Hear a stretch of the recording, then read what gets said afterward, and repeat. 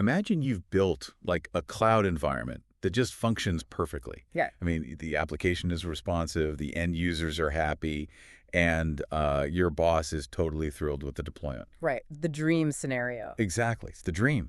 But then someone on the marketing team launches this massive campaign that you didn't even know about, and traffic just spikes, like 100-fold. Oh, man. Yeah. In a matter of seconds, your tightly coupled architecture just spectacularly implodes. The database locks up, the web servers crash, and suddenly you are bleeding thousands of dollars a minute. Just frantically grepping through logs. Right. Frantically grepping logs at 2 a.m., trying to figure out why the system you designed is just, well, completely failing. It is, it's honestly the ultimate diagnostic nightmare because, the physical server room, it gave us this illusion of control, right? Yeah, you could actually see the hardware. Exactly. You could walk in, look at a rack, see a blinking amber light on a RAID controller, and know exactly what failed. But in the cloud, you are dealing with software-defined infrastructure. I mean, you can build an architecture that technically functions just fine under zero load, but it's fundamentally flawed at a mechanical level. Just waiting to bankrupt your company, honestly. Yeah, waiting to take down your app the absolute second it actually gets tested by real traffic. So welcome to this custom-tailored deep dive. We are talking directly to you, the fellow developer, the systems engineer, the person staring at this sprawling, murky cloud environment and just wanting to cut through the noise. Cut through all that legacy thinking. Exactly.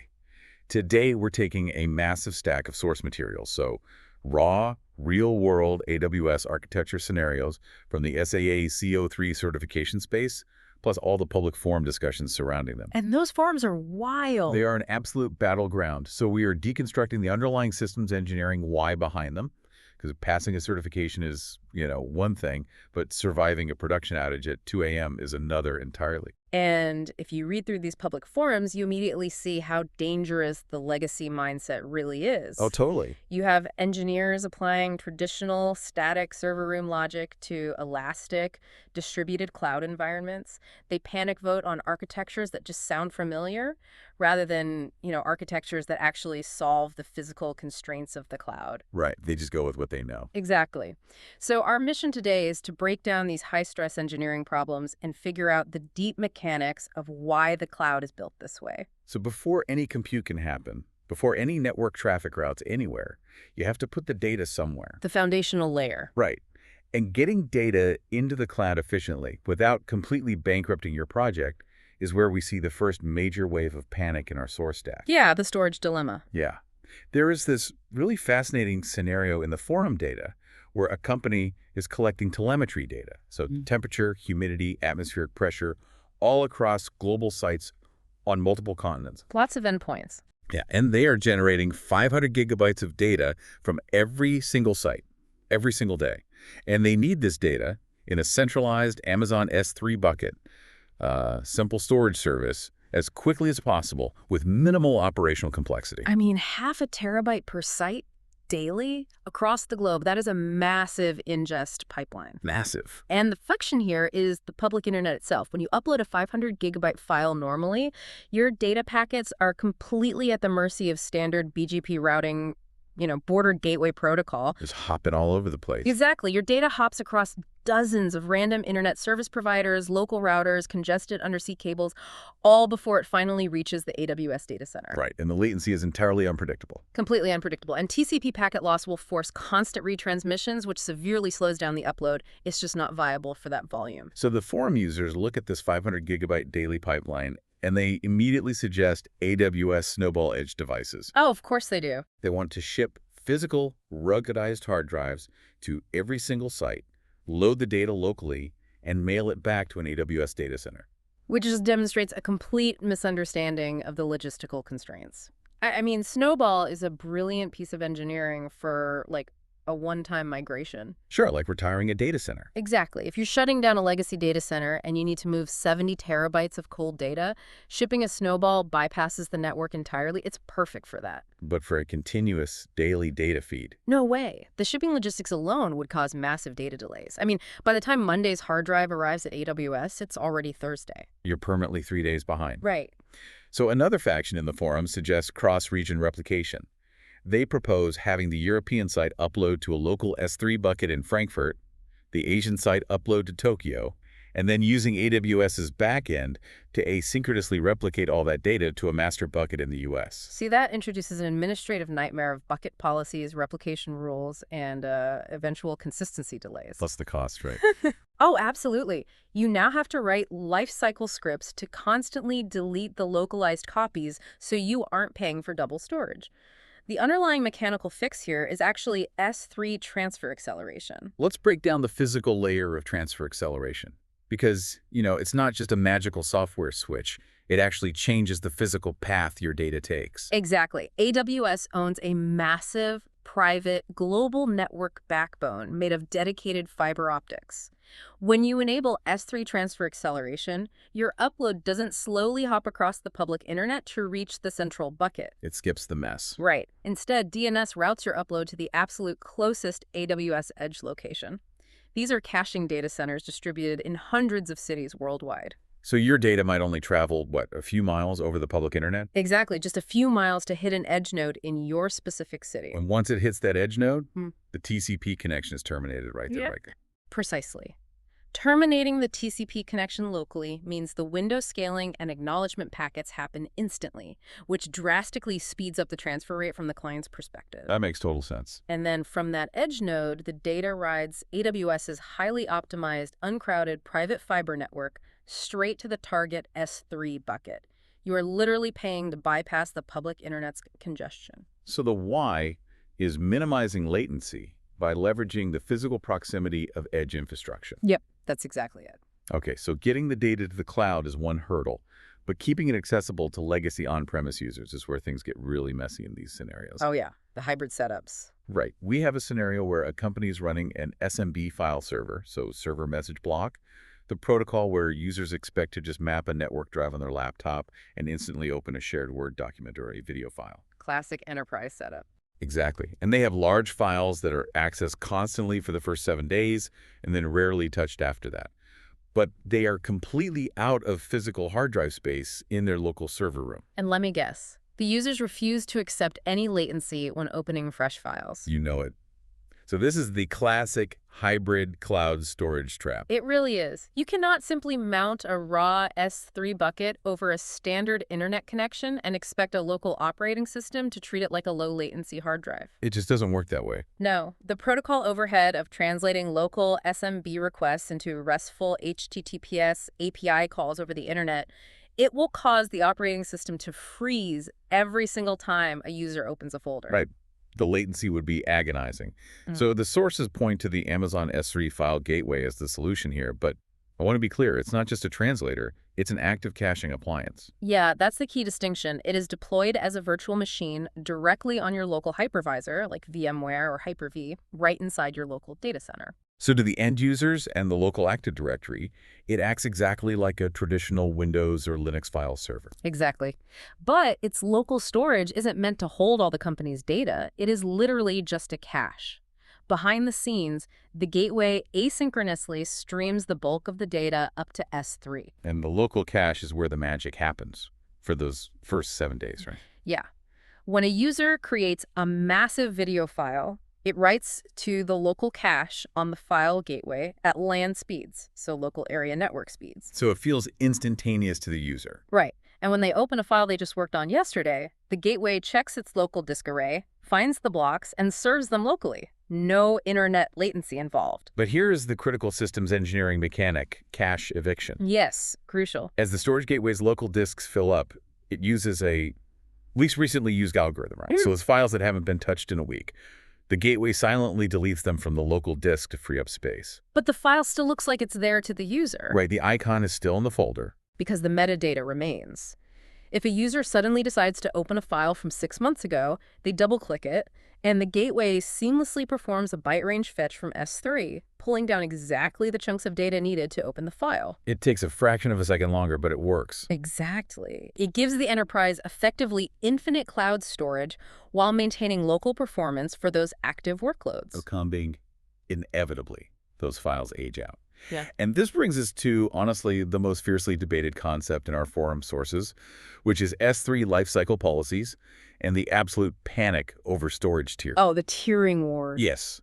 We see companies storing petabytes of data across multiple buckets, And the kicker, they have absolutely no idea what their access patterns are. None at all. Right. The business doesn't know, the data scientists don't know. Some files are queried daily by machine learning models, some haven't been touched since 2018, and the usage shifts completely unpredictably. And the manual approach to this is a massive operational sinkhole. I mean, you see engineers in these forums trying to write complex scripts, analyzing S3 storage class analysis reports, trying to manually transition objects from S3 standard down to S3 standard infrequent access or Glacier on these strict 30-day or 60-day timers. Which is just a nightmare to maintain. But I want to push back on S3 intelligent tiering, which is the heavily recommended fix here. Okay, let's hear it. Because the forum users constantly complain that intelligent tiering charges a monitoring and automation fee per 1,000 objects. They argue it's just AWS taxing them because they're too lazy to analyze their own data. I see that argument a lot, but it fundamentally fails to comprehend the sheer scale of petabyte storage. When you have billions of individual objects spread across hundreds of microservices, human beings cannot manually track the access patterns. It's just beyond human scale. Exactly. The monitoring fee for intelligent tiering is microscopic compared to the human capital required to manage it. But more importantly, manual lifecycle rules are incredibly dangerous for unpredictable data because of retrieval fees. Yes. Let's cement this reality because it absolutely bankrupts projects. Yeah. Standard IA, so the infrequent access tier, is essentially a cheap airport parking garage. That's a great analogy. Right. Sure, the monthly parking rate is practically pennies compared to the premier garage. Yeah. But if you park there and then realize you left your wallet in the car and you have to drive your car out of the lot 3 times in one day, the garage charges you a massive exit fee every single time. That is the exact mechanical trap of standard IA. You pay a low storage cost, but you are billed a per gigabyte data retrieval fee every single time an application reads that object. So if you run a manual script that pushes a petabyte of data to infrequent access, And then the next day, the analytics team decides to run an unexpected massive Hadoop job across that entire dataset, your retrieval fees will completely eclipse whatever storage savings you gained for the entire year. it's a landmine.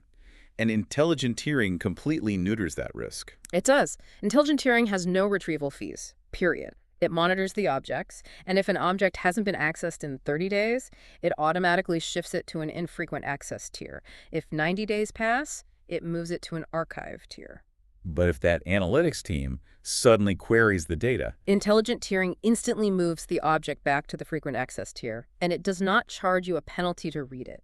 It is literally an automated shock absorber for unpredictable storage costs. that is huge.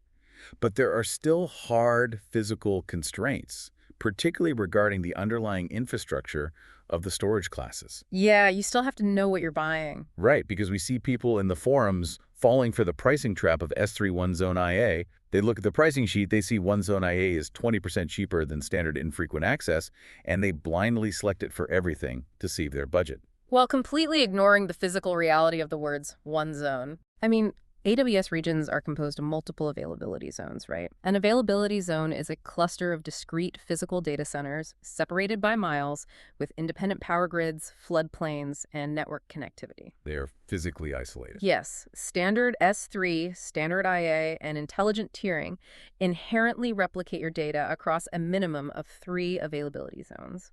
If an entire data center loses power or a fiber trunk is severed by construction, your data remains perfectly available because it is served from the other 2 zones. S3 one-zone IA completely strips away that redundancy. It stores your data in exactly one availability zone. Yep.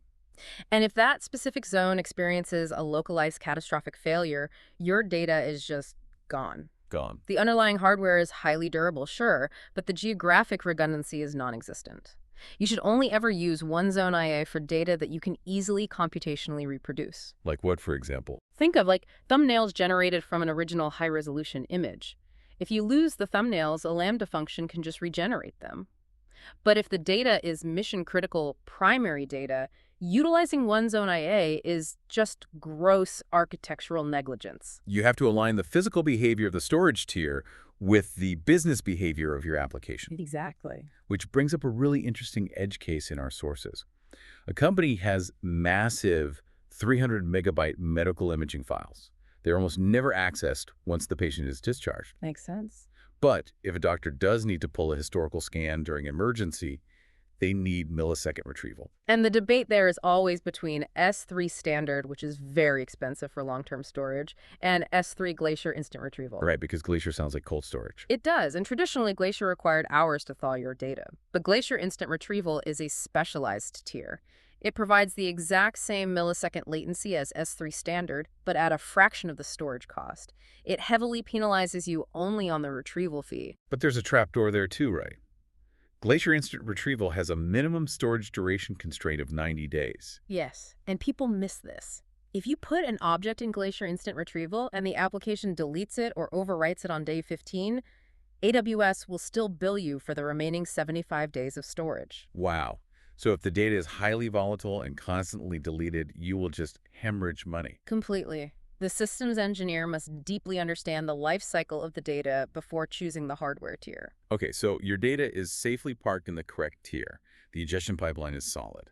But eventually, that data has to be processed. Right, time for compute. And if your compute layer is tightly bound to your ingestion layer, a sudden spike in traffic is going to obliterate your infrastructure. There is a scenario in our stack that perfectly illustrates this. Let's hear it. A company has a web application that ingests incoming data messages. Under normal conditions, it hands these messages off to dozens of downstream microservices. But suddenly, a massive event occurs, and the traffic spikes to 100,000 messages a second. Oh, wow. If the architecture is tightly coupled, meaning the ingestion web server receives the payload, directly invokes the downstream microservice via an HTTP call, and holds the connection open, waiting for a success response, that 100,000 message spike is a death sentence. Completely.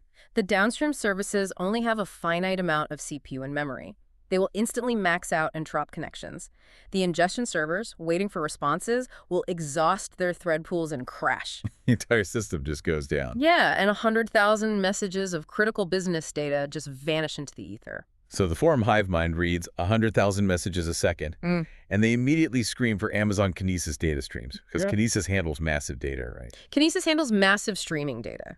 It is engineered for scenarios where the exact temporal order and the continuous flow of the data are required for real-time analytics. Like what kind of analytics? If you are ingesting live telemetry from 1 million IoT sensors or tracking live clickstream data on a website to run an active dashboard, Kinesis is the tool. But Kinesis requires complex consumer logic to manage stream shards and sequence numbers. If the requirement is simply to decouple discrete tasks, like processing independent user uploads or sending individual emails, Kinesis is massive architectural overkill. It's just too much overhead. So the actual elegant engineering fix here is the pub-sub fan-out pattern utilizing Amazon SNS and SQS. Let's break down the mechanics of how pub-sub absorbs a 100,000 request shockwave. Okay, so SNS is the simple notification service. It acts as the publisher. Your ingestion web server receives the massive spike of payloads. Right. Instead of trying to contact the downstream services, it simply publishes each message to a single SNS topic and immediately closes the connection with the user. The ingestion server's job is done in milliseconds. But the downstream services still need the data. That is where SQS, the simple queue service, comes in. SQS acts as the subscriber to the SNS topic. Each specific microservice has its own dedicated SQS queue. Okay, so it splits it up. Exactly. SNS takes that single incoming message and instantly fans it out, duplicating it and dropping a copy into every subscribed SQS queue. And a queue is fundamentally just a durable buffer. Right. The messages just sit there safely. Yeah. If the downstream microservice is completely overwhelmed or even crashes entirely, it doesn't matter. The messages are durably stored in the queue. Exactly. This is the definition of decoupling. The downstream microservices pull their respective queues at their own pace. If they can only process 500 messages a second, they pull 500 messages, process them, and then go back for more. The queue acts as a massive shock absorber. Yep. The ingestion layer survives, the processing layer survives, and absolutely no data is lost. The mechanics of how a worker pulls from a queue are so fascinating, specifically the concept of the visibility timeout. Because if a worker grabs a message and then crashes halfway through processing it, you can't just lose the message. No, you can't. And the visibility timeout is a brilliant failsafe for that. When an EC2 instance or a Lambda function pulls SQS and pulls a message, SQS doesn't delete the message. It just hides it, right? Yeah, exactly. It simply hides it from all other workers. It becomes invisible for a set duration, say 30 seconds. If the worker successfully processes the data, It explicitly sends a delete API call to SQS, and the message is permanently removed. But if the worker has a kernel panic and dies while holding the message? Then the worker never sends the delete command. The 30-second visibility timeout expires on the SQS backend, and the message automatically becomes visible in the queue again. Another healthy worker will pick it up and retry it. Which introduces the risk of duplicate processing. Yes, it does. And this is exactly where the forums fall into a massive trap regarding standard SQS versus FIFO SQS. We have a scenario detailing an e-commerce application processing financial orders. The prompt states the orders must be processed in the exact sequence they were received. Oh, strict sequencing. Yes, you absolutely cannot process a user's credit card payment before the cart checkout is finalized. Right. And standard SQS operates on a highly distributed underlying architecture to achieve nearly infinite scaling. But because it is distributed across multiple backend servers, it only offers best effort ordering and at least once delivery. Right. Standard SQS is essentially a chaotic, crowded bar. You have a bunch of order tickets slapped on the counter, and the bartender's just grabbing whoever is closest or yelling loudest. Perfect analogy. You will get your drink, but perhaps not in the exact order you stepped up. And occasionally, due to network retries, a ticket gets duplicated. The bartender might accidentally make your drink twice and double charge you. And for a background task like compressing images, a duplicate message is totally fine. You just compress the image a second time and overwrite the first one. It's an idempotent operation. Right. But if you process a financial transaction twice, you double charge the customer and trigger a massive support incident. Standard SQS is fundamentally broken for strict transactional sequencing. You have to use a FIFO queue, first in, first out. FIFO is the strict deli counter. You pull a ticket, you stand in line, and the system physically guarantees that ticket 34 is processed and deleted before ticket 35 is ever made visible to a worker. And it also utilizes a deduplication ID, guaranteeing exactly once processing. But the forum users correctly point out a hard constraint here. The underlying mechanics required to enforce strict global ordering drastically limit the throughput.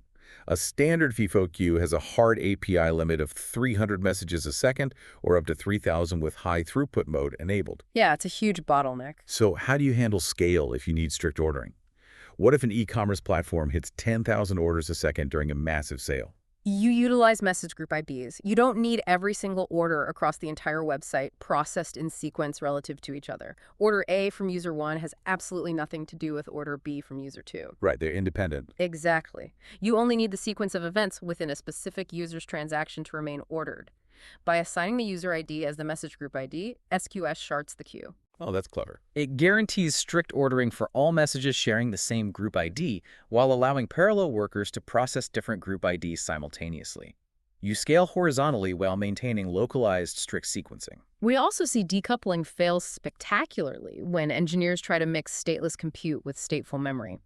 There is a scenario where an application allows users to upload large images, and a worker process needs to compress them. The requirement is for a durable, stateless pipeline. And let me guess, the forum user suggests storing state in the function. Yep. They suggest configuring a Lambda function to monitor the S3 bucket. When an image is uploaded, the Lambda spins up, compresses it, and then writes the processed file name to a text file held in the local memory of the Lambda execution environment to keep a log of what it has finished. And that is a fundamental misunderstanding of serverless compute. Completely. A Lambda function is an ephemeral micro VM. Specifically, AWS uses a hypervisor called Firecracker. When an event triggers Lambda, it spins up a tiny virtual machine, runs your code, and then freezes that execution context. If no more requests come in, AWS destroys that micro VM entirely to free up capacity.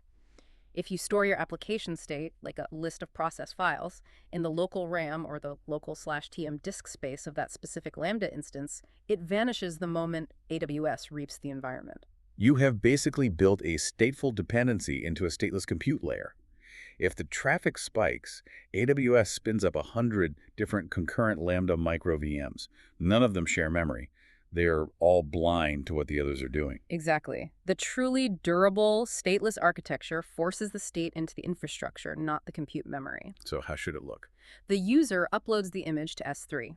S3 natively generates an event notification and drops it into an SQS queue. A Lambda function pulls the queue, pulls the image, compresses it, writes the new image to a destination bucket, and deletes the queue message. And then the Lambda execution environment can be destroyed a second later and nothing is lost. Exactly. The durable queue holds the state of what needs to be processed. Okay, all these decoupled stateless workers are fantastic. Mm-hmm. But eventually they have to commit their processed data to disk. They have to read or write to a database. And that's where the bottleneck usually is. Exactly. And if the database cannot handle the influx, all your beautiful decoupling simply shifts the bottleneck from the web tier to the database tier. Databases are the absolute anchor of any architecture, and scaling them is where we see the most pervasive, expensive mistakes in our sources. Relational databases are notoriously difficult to scale horizontally because of the ACD compliance constraints. Atomicity, consistency, isolation, durability. You have to maintain strict data integrity across nodes. Let's aggressively break down the difference between high availability and performance scaling, because the forum HiveMind constantly confuses the two when discussing Amazon RDS, the relational database service. Yeah, this is a classic trap. We have a scenario where a legacy MySQL database is degrading under unpredictable workloads. The application is struggling. And the forum suggests turning on RDS multi-AZ to fix the performance issue. Which is completely wrong. Let's look at the physical mechanics of multi-AZ. Okay, so when you enable multi-AZ on a standard RDS instance, AWS provisions your primary database in one availability zone.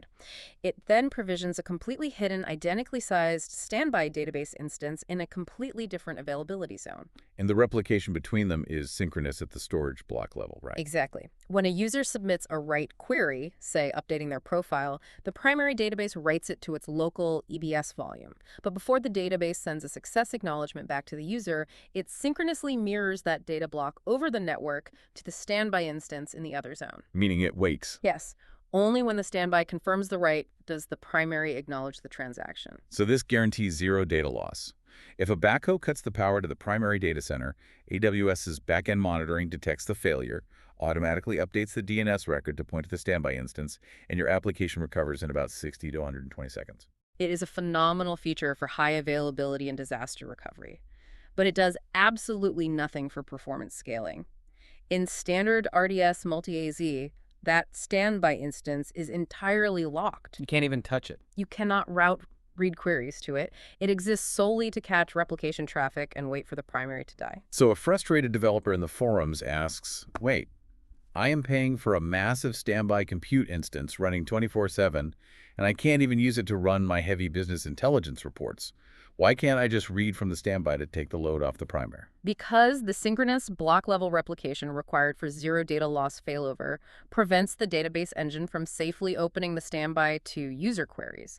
If you have a database that is choking under heavy read traffic, turning on multi-AZ actually makes the performance slightly worse. Because of the network hop. Exactly, because every write now has to wait for the synchronous network round trip to the other zone. So the actual architectural fix for a read-heavy choking database is spinning up a read replica.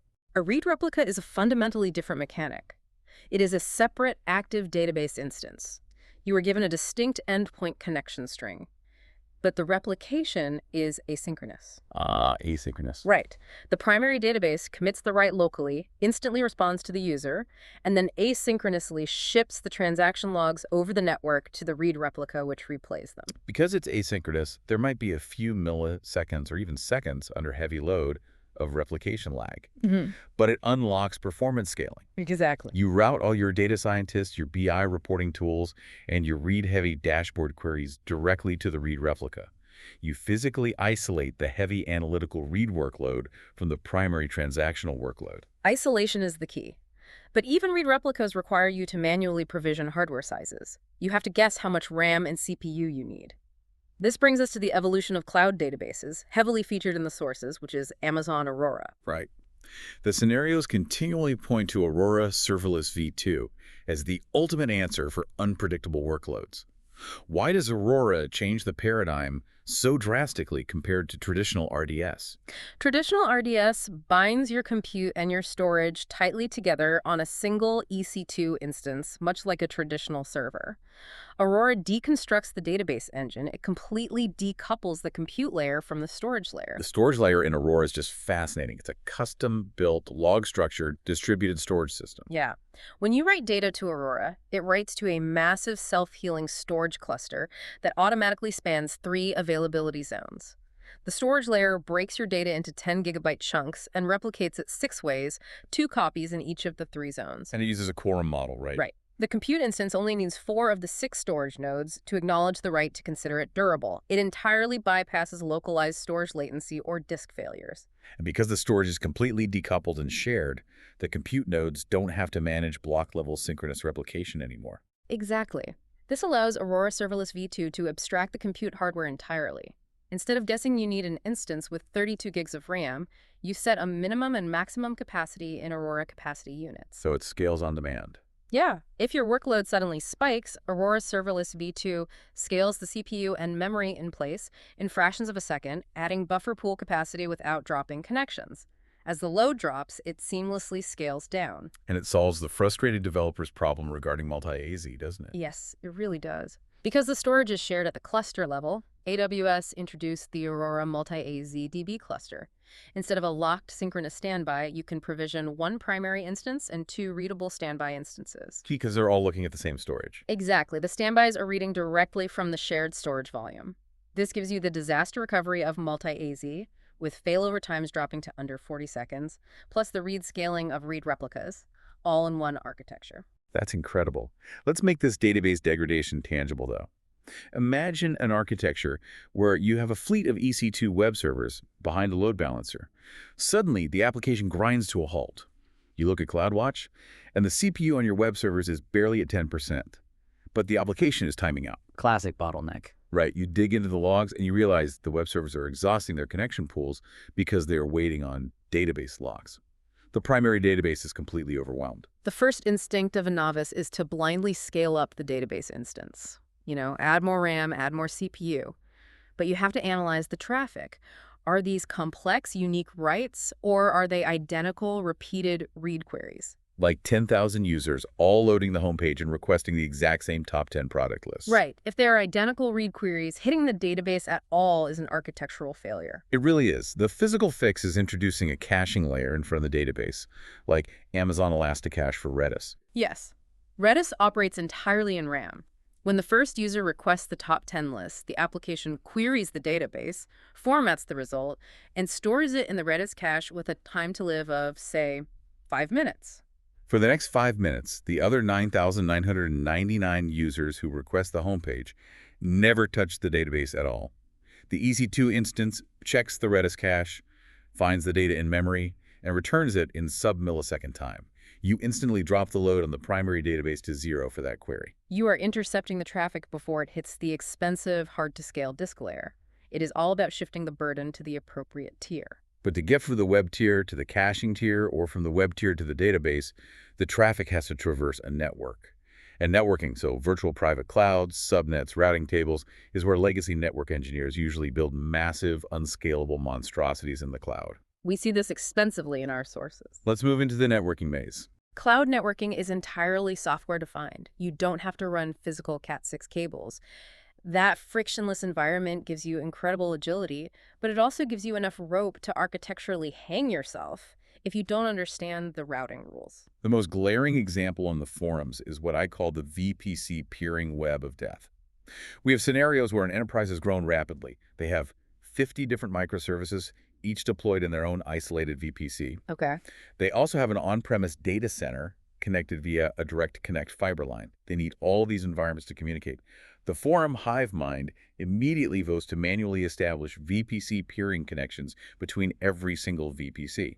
VPC peering is fantastic for a one-to-one connection. Yeah. It routes traffic over the private AWS backbone seamlessly. But the fundamental constraint of VPC peering is that it is strictly non-transitive. AWS enforces this at the hypervisor level to prevent infinite routing loops. Meaning if VPC A is peered with VPC B and VPC B is peered with VPC C, traffic from VPC A cannot hop through VPC B to reach VPC C. Exactly. VPC A and VPC C must be explicitly directly peered with each other. It's like building a private dirt road between two houses. If you have two houses, one dirt road is perfect.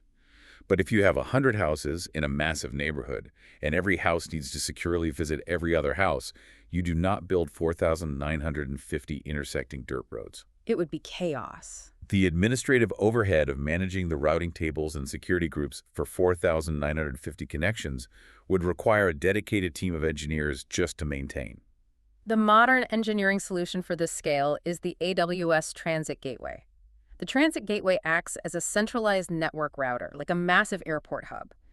Instead of peering VPCs directly, you attach every VPC to the Transit Gateway. You attach your on-premise VPNs and direct connect lines to the Transit Gateway. It's a true hub-and-spoke model. Precisely. The Transit Gateway uses elastic network interfaces, ENIs, dropped into the subnets of each attached VPC to route the traffic. If a new team spins up VPC number 101, you don't have to configure 100 new peering connections. You just connect it to the hub. You simply attach the new VPC to the Transit Gateway hub, update the central routing table, and it instantly has governed access to the entire enterprise network. But wait, I want to challenge this based on a specific dispute in the forums. If Transit Gateway is the ultimate connectivity hub, why do we see fierce debates about using AWS Private Link? If I have a Transit Gateway, why would I ever bother provisioning private link endpoints to connect two environments? That debate highlights a crucial security distinction, exposing an entire network routing space versus exposing a single isolated service. Ah, I see. When you attach a VPC to a transit gateway or use VPC peering, you are connecting networks at the IP routing level. If you peer your company's VPC with a third-party vendor's VPC, the routing tables must map the entire classless inter-domain routing blocks, the CIDR blocks. Right. You are potentially exposing your entire IP subnet space to that vendor. Furthermore, if the vendor's IP addresses overlap with yours, say you both use the 10.016 range, the routing will fundamentally conflict and fail. And Private Link circumvents the IP routing layer entirely. Yes. Private Link is powered by AWS Hyperplane. It allows you to expose a single specific application, say a microservice API, behind a network load balancer from a provider VPC into a consumer VPC. AWS drops a specific elastic network interface into the consumer's subnet. So the consumer applications just talk to that local ENI using a local private IP address. Exactly. The traffic enters the ENI, and AWS Hyperplane securely encapsulates the packets and tunnels them across the AWS backend directly to the provider's load balancer. There is no overlapping CIDR block conflict because the networks aren't actually routed together. So they can't snoop around. The consumer VPC cannot scan the provider's subnets. They can only talk to that specific API endpoint. So a transit gateway is like saying, welcome to the corporate campus. Here is a map to all the buildings. Drive wherever your badge allows. Private Link is saying, here is a secure, bulletproof bank teller window. You can slide a request through the slot, but you cannot walk into the vault. It is microsegmentation at the physical network layer. Exactly. Let's dig into another physical layer reality constraint that trips up legacy engineers, which is security groups. We have a scenario where an application in a European region needs to securely query a database in an Australian region over an active inter-region VPC peering connection. Okay. The routing is correct. The forum users confidently state that to secure it, the engineer just needs to go to the database's security group in Australia and add an inbound rule allowing traffic from the logical security group ID of the application in Europe. And that architecture will completely fail to deploy. Why, though? Security groups reference each other all the time. They reference each other within a localized boundary. Security groups are inherently regional constructs. They are enforced at the physical hypervisor level of the specific EC2 host in that specific AWS region. So they don't know about each other. The hypervisor in Sydney, Australia has absolutely no context or awareness of a logical security group ID generated in Frankfurt, Germany. So how do you secure the cross-region traffic then? Because you cannot reference the logical ID. You must revert to standard network security. You have to configure the Australian security group to allow inbound traffic from the hard IP CIDR block ranges of the European subnets. You have to understand that the abstraction of security group IDs ends at the regional border. This misunderstanding of physical architecture boundaries leads to my absolute favorite catastrophic failure scenario in the stack, which is the split brain refresh bug. Oh, this one is classic. A company migrates a legacy web app to an EC2 instance. Users upload PDF documents to the local hard drive, which is an Amazon EBS volume, elastic block store.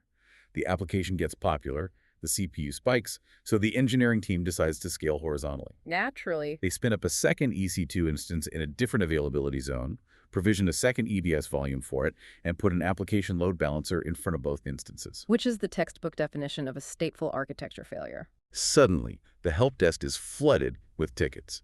A user uploads a document, they see it on their dashboard, they hit refresh on their browser, and the document completely disappears. It's gone. They panic and hit refresh again, and the document magically reappears. The engineers failed to understand the physical constraints of block storage.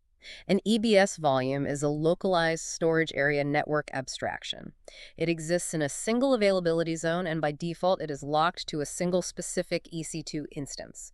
It is formatted with a local file system like ext4 or NTFS. So when they duplicated the architecture, they didn't create a shared cluster. They created two completely blind, isolated silos. Exactly. User A uploads a document. The load balancer routes their session to server 1. The document is written to EBS volume 1. User A hits refresh. The load balancer, executing a round-robin algorithm, routes this new HTTP request to server 2 to balance the load. And server 2 looks at its own attached EBS volume 2. Which is completely empty. The document physically does not exist on that hard drive. The web app returns a 404 error. And then the user hits refresh again, the load balancer routes back to server 1, and the document reappears.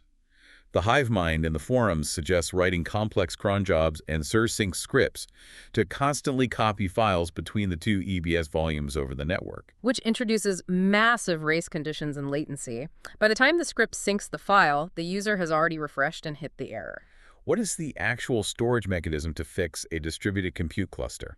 You must migrate the shared state off the localized block storage and onto a distributed file system, specifically Amazon EFS Elastic File System. EFS operates on the NFS v4.1 protocol. It is an elastic file system that natively spans multiple availability zones. And it handles file locking concurrently. Yes. You can mount a single EFS file system to hundreds of EC2 instances simultaneously. When the user uploads a document, whether the load balancer sends them to server 1 or server 2, both servers are reading and writing to the exact same centralized EFS directory structure. So the split brain is resolved because the state is centralized at the network storage layer, not the localized hypervisor layer. The infrastructure is really coming together now. We have highly available storage, durable decoupled queues, vertically scaling databases, and a robust transit network. But all of this relies on the compute layer, the actual servers executing the code. Right. If your compute layer is static, you are fundamentally misusing the cloud. You are either over-provisioning and wasting thousands of dollars a month during quiet hours, or you are under-provisioning and crashing during peak hours. Let's dive into auto-scaling logic. Auto-scaling is often treated like a magical switch. Engineers put their instances in an auto-scaling group, configure a CPU alarm, and assume they are protected against absolutely everything. But the logic behind how you scale dictates whether you actually survive a traffic event or just crash slightly slower. We have a scenario detailing a massive morning lag issue. A corporate office application is running on an auto-scaling group. At night, it scales down to 2 instances. During the day, it scales up to 20 instances. Pretty standard. The forums advise using dynamic target tracking scaling, basically monitoring the average CPU utilization. But every single morning at exactly 9:00 a.m., the office staff arrives, logs in simultaneously, and the application instantly times out and crashes. Because dynamic scaling is reactive, it will always be 5 to 10 minutes too late for a massive instantaneous spike. Let's trace the actual PID loop, the proportional integral derivative control loop of a scaling event. Right. It takes time for the math to work. The 9 a.m. traffic hits. The CPU on the 2 active instances instantly spikes to 100%.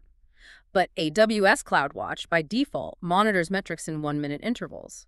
The auto-scaling alarm might require 3 consecutive minutes of high CPU before it breaches the threshold. So 3 minutes of crashing pass right there. Then the alarm triggers. The auto-scaling group sends an API call to launch 5 new EC2 instances. But they don't just magically appear. No, the hypervisor has to allocate the hardware.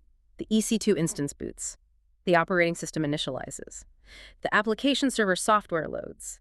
The instance registers with the target group of the load balancer. The load balancer performs health checks. That's a lot of steps. By the time those new instances are actually accepting traffic, 7 or 8 minutes have passed. The 9 a.m. login storm has already overwhelmed the 2 original instances, dropping thousands of connections. Reactive dynamic scaling fails against vertical walls of traffic. So what is the actual engineering fix for a known business event like this? Scheduled scaling. You know the staff logs in at 9:00 a.m. Therefore, you do not rely on CPU metrics at all. You configure a cron-based schedule in the auto-scaling group. You instruct it to change the minimum desired capacity from 2 instances to 20 instances at exactly 8:45 a.m.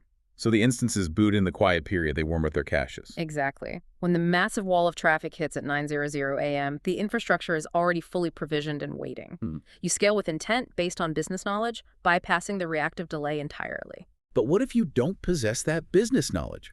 We have a scenario detailing heavy back-end batch processing jobs. They run weekly, but the execution times fluctuate wildly based on external vendor data dumps. Hard to schedule that. The engineering team does not have the manpower to manually analyze months of CloudWatch metrics to figure out the exact patterns, and dynamic scaling is still too slow to react to the batch spikes. That is the exact use case for predictive scaling. How does predictive scaling differ mechanically? Is it just guessing? It utilizes machine learning models deployed directly on the AWS backend.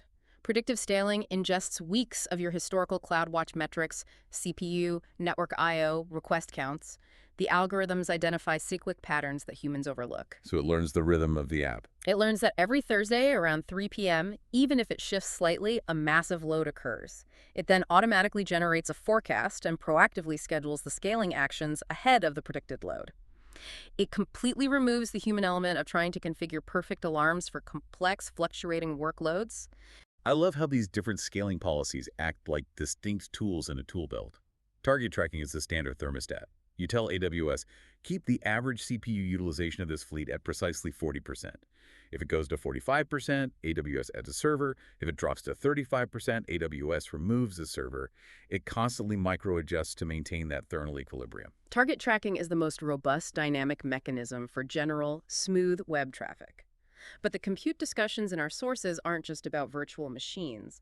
We have to address the absolute holy war in the forums, which is the debate between containers and serverless functions. Yes, the AWS Lambda versus Amazon ECS on Fargate debate. We have a highly specific machine learning scenario here. The application processes asynchronous batch requests pulling from a queue. Sometimes the queue is empty for 3 days. Sometimes 50,000 requests drop in at once. Okay, very spiky. Here is the critical constraint. The machine learning models are huge. They require up to 1 gigabyte of memory just to load into RAM at startup, and a single batch process can take 20 minutes to execute. The forum users look at the unpredictable traffic, the days of zero usage, and immediately vote for AWS Lambda. Because Lambda is the ultimate serverless tool, it scales perfectly to 0, and you pay absolutely nothing when it's idle. But they ignore the hard engineering limits of the Lambda execution environment. Lambda has a hard, non-negotiable execution timeout limit of 15 minutes. If your machine learning batch process takes 20 minutes to run, Lambda will forcefully terminate the execution environment at the 15-minute mark, destroying the work mid-process. This kills it. It is mechanically incapable of executing long-running monolithic tasks. And the 1 gigabyte model size introduces massive latency too. The dreaded cold start. When a Lambda function spins up from 0, it has to pull the deployment package from an internal S3 bucket, initialize the runtime environment, and load your code into memory. That's a lot of data to move. Loading a massive 1 gigabyte machine learning model into the local memory of a fresh Lambda instance could take 10 or 15 seconds. If you suddenly need 1,000 concurrent executions, the system will completely choke on initialization latency. So Lambda is disqualified. The traditional fix would be packing the model into a Docker container and running it on Amazon ECS Elastic Container Service, managing a cluster of EC2 instances. Right. But the team doesn't want to manage underlying operating systems, patch kernels, or deal with idle EC2 costs during the 3 days the system is unused. The elegant systems engineering fix is Amazon ECS utilizing the Fargate launch type. Fargate is serverless compute specifically designed for containers. You do not manage the underlying EC2 instances. AWS provisions the compute capacity on the fly at the container level. How does it tie into the decoupling we discussed earlier? You utilize SQS. The web API receives the batch requests and dumps them into an SQS queue. You deploy your Docker container containing the massive ML model to ECS Fargate. Then you configure ECS service auto-scaling. Based on CPU again. No, you don't scale based on CPU. You use a custom CloudWatch metric that monitors the specific depth of the SQS queue. Ah, so the scaling is driven by the backlog of work. Exactly. If the queue is empty, the target tracking policy scales the Fargate tasks down to absolute zero. You are paying nothing for compute. And when the 50,000 requests hit, When the 50,000 requests hit the queue, the alarm triggers. Fargate rapidly spins up dozens or hundreds of container tasks. Because they are true containers running isolated namespaces and creek groups, they are not bound by a 15-minute timeout. They can run for hours if necessary to chew through the batch queue. it is the perfect amalgamation of decoupling, asynchronous processing, and serverless scalability, all driven by the exact depth of the backlog. It is an architecture that cannot physically be overwhelmed by traffic and scales to zero cost when idle. We have dug incredibly deep into the mechanical realities of the cloud today. If we step back and look at this sprawling landscape of muddy waters, what is the core systems engineering philosophy we have uncovered from deconstructing these SAA-C03 scenarios? It comes down to respecting the physical constraints of abstracted infrastructure. You must decouple everything you can with durable queues to absorb shock and protect your compute layer. You must automate your storage tiering to align the physical disk mechanics with your business access patterns. You must never confuse disaster recovery features like the synchronous block-level replication of multi-AZ with performance scaling features like asynchronous read replicas. That's a huge one. And you must centralize your network architecture with transit gateways before you drown in an unmanageable point-to-point web of VPC peerings. Mastering these concepts is not just about checking boxes on a certification exam. It is about deeply understanding the why. Because when the system goes down and thousands of users are getting 502 bad gateway errors, you don't want to be the engineer who panic voted for an architecture based on legacy assumptions. The cloud is ruthlessly unforgiving to architectures built on assumptions. Deep mechanical knowledge and applied critical thinking are your only defense when the traffic spikes. I want to leave you, the listener, with a final provocative thought. Throughout this entire deep dive, we've seen how AWS is systematically abstracting the underlying infrastructure away. We talked about Aurora Serverless autonomously managing database buffer pools, intelligent tiering automatically shifting storage blocks, and Fargate provisioning container compute nodes without us ever touching an operating system. It's all moving behind the curtain. If this trend of hyper-abstraction continues at this pace, what does the systems engineer of 2030 actually do? Are we evolving into pure software architects, simply orchestrating APIs and business logic? Or are we destined to become highly paid cloud accountants, meticulously monitoring the hidden costs of these massive automated abstractions?